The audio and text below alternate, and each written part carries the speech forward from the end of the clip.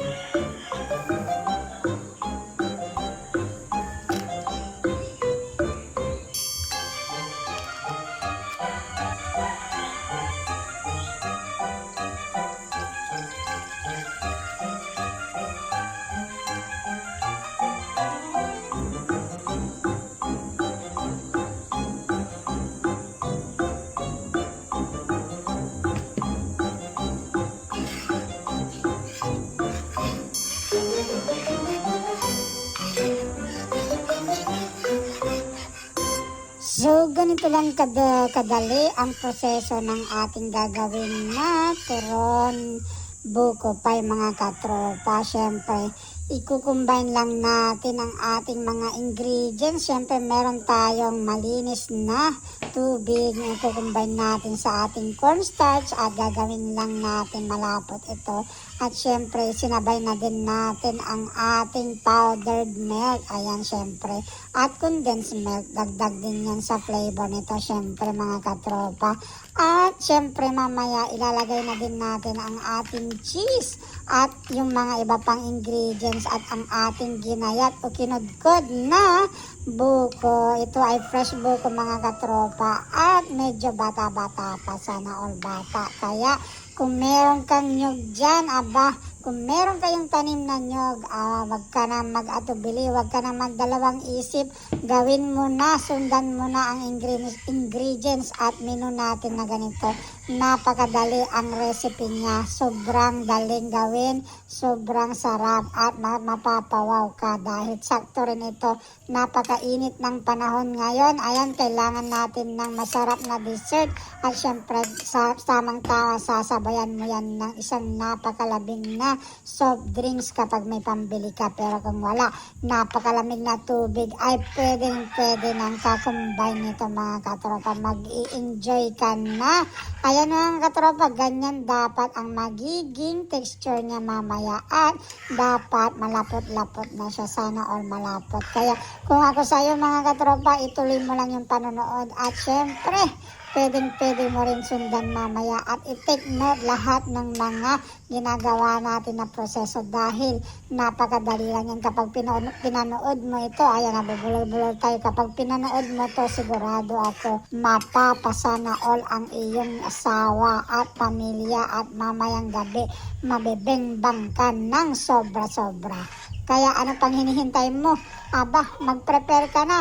Pero kapag wala ka namang jowa o wala kang asawa, wala yung mister mo dyan at gusto mong magluto ng ganito, syempre, pwede naman. At pwede mo ring alokin yung kapitbahay mo o yung asawa ng kapitbahay mo o yung mapapadaan dyan na tricycle driver, ayan, o kaya yung mga napapadaan dyan na mga nagiinuman. Ayan, kung gustong gusto mo silang bigyan at gusto mo rin mabingbang, aba, pwedeng pwede. Ito ang iyong ialok na kainin nila para sure na mabingbang ka din. Ayan.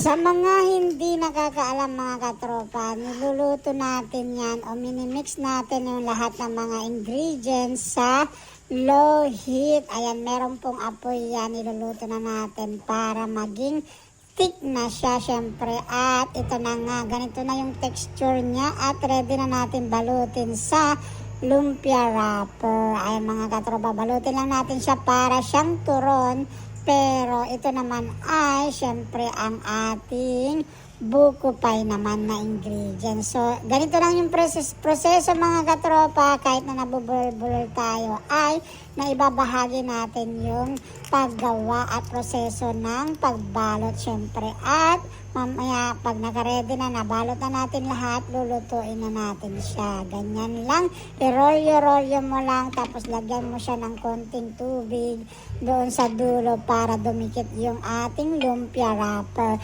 Kanina mga katropa, nabanggit natin yung bembang. Sa mga nagtatanong dyan o first time marinig yung word na bembang, i-explain lang natin. It is a process, o i-explain natin mabuti. Ito ay proseso sa Tagalog. Ito ay proseso of shaking a body. Ayan, so yun yung word na bembang.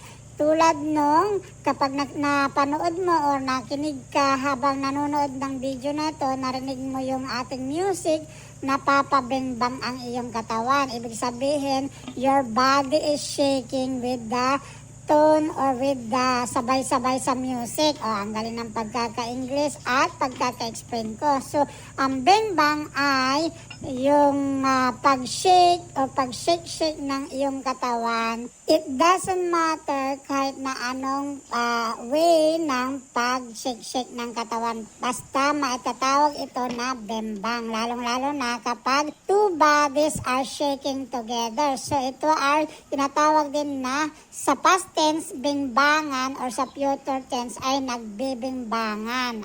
Diba? Ganun lang dyan kasimple. So, ituloy-tuloy lang natin mga katropa yung paggawa o pagbalot ng ating niluto kanina na buko pie. At syempre nilalagay na natin siya para makarami-rami tayo at marami-rami rin ang kakain at magbebembangan mamaya. Ayan, so yan yung word of the day natin, yung bembang. Kaya ituloy-tuloy lang natin. Syempre kapag narinig natin yung word na bembang, maiisip lang natin lagi ang Team 69ers. Ayan, sino-sino yung mga Team 69ers dyan. Syempre si Perkip na leader ng Marites ng Hong Kong. At syempre si Little Flap at si Eric Kids. Ayan, syempre nandyan din si Viva Mascarados, si Ate Leti Pio Channel, ang Marites din niya ng Hong Kong. Nabungi-bungi na sa kakamarites at kakagala. Ayan. Asbar Adami 18. Ayan si Jomicel Vlog, nandyan din. Siyempre, lagi-lagi rin yan nandyan yung mga lumalamon, mahilig. Ayan, habang nagluluto tayo, ipiprito na natin. Ibabanggitin natin yung mga mahilig kumain. Ayan, siyempre, sino pa? Walang iba, kundi si Debris the Babs. Ayan, saka si Rizkyao. At siyempre, yung mga mahilig din magbuhat-buhat at magdala-dala ng backpack na rinola. Ayan, walang iba kundi si Ate Mabuhay 0808 Vlog at si The Survivor Grandma. Siyempre, kapag sinabi din natin na bimbangan, ayan, laging nandyan din. Ayan, sanay na sanay siguro ang mga to. Ang Musang Celtic na Colbert family. Ayan, sino ba yung mga Musang Celtic na Colbert family? Siyempre, number 1 nandyan lagi si Inang Kakuda Pom. Aba, mahilig din niya magbembang. Siyempre, nandyan din si Idol Ace at ang kanyang mga Junakis. Ayan, siyempre, yung mga Junakis niya, sila yung mga laging nagbebembang. Ayan, sino pa yung mga nagbebembang? Si Tita Ats Diary, si Katya Life in Lebanon, ayan, si Lailani Sirami Vlog, at siyempre, si Tony Mix Vlog, at si Charles Lumawig. Siyempre, may mga kapitbahay din sila mahilig magbembang. Walang iba kundi si Pare Koy Official TV, si Ate Lori ko, at siyempre, si Ate Lingri Official. Ayan, siyempre, nandyan din siyempre yung lagi din nagbebembang. Ayan, si Tita Lutz Dotado at si Tita Lutz CB.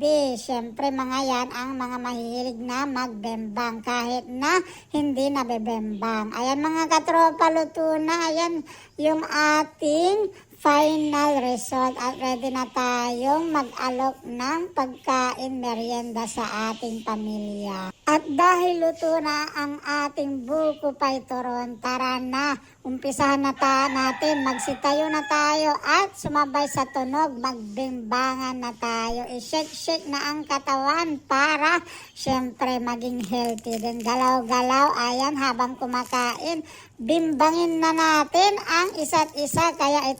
Kaya sumunod na tayo at makigalaw tayo at syempre makisabay sa tugtog. Kaya maraming salamat. Hanggang sa muli. Bye-bye. Mama Chup Chup. Ciao, ciao. Bang bang everyone. Bye-bye.